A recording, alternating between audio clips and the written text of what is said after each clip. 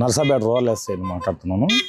మాకు రాబడిన ఇన్ఫర్మేషన్ ప్రకారం, సమాచారం ప్రకారం ఇట్లాగా అమరేంద్ర, త్రివేణి వాళ్ళిద్దరు పిల్లలతో, మగపిల్లవాడు ఆడపిల్లవాడితో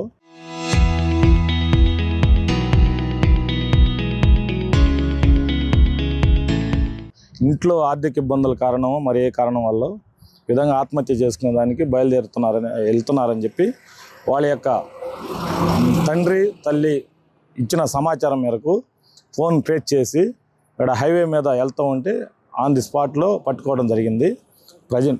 ప్రజెంటు వాళ్ళు క్షేమంగా ఉన్నారు. వాళ్ళని క్షేమంగా రక్షించి వాళ్ళ తల్లిదండ్రులకి అప్పచెప్తున్నాం.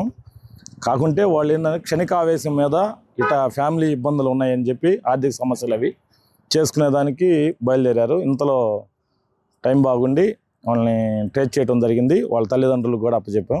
అందరికీ థ్యాంక్ యూ. చెప్తున్నాడు ఏం చెప్పాలా, పిల్లలకి ఊరికి వెళ్దాము, జలుబు చేసిన హాస్పిటల్కి వెళ్దాము, నా వాళ్ళు ఒక్కరికి వాళ్ళని అడగండి. జలుబు హాస్పిటల్ అక్కడ లేవమ్మా? హాస్పిటల్ లేవా? గుంటూరు హాస్పిటల్ నాకు తెలిసింది అలాంటి మొన్నటి దాకా కూడా ఒక్కడే ఉంటుంది. ఇంక 2 రోజుల నుంచి మమ్మల్ని వచ్చింది ఇక్కడ ఉందామని. కాకపోతే నా వాళ్ళైనా అడగండి. అత్తయ్య అంటున్నారు కదా, వాళ్ళతో పాటే కలిసి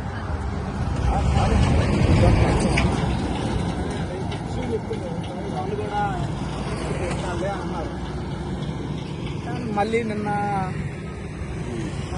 ఎవరో ఇంటికాడ తన్నుకున్నారంట మా అమ్మ వాళ్ళు.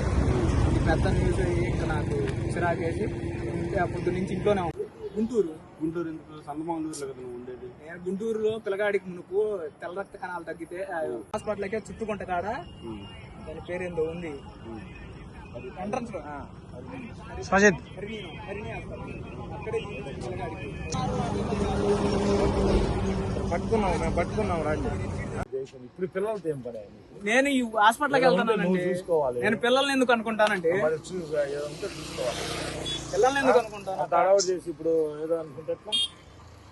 చిన్న పిల్లలు ఉన్నారు కదా, చెప్పకుండా ఆయన చెప్పకపోతే నేను అంత వదిలేసేదాన్ని. అయితే ఆయన చెప్పొద్దు. చూపిలేదని అనండి.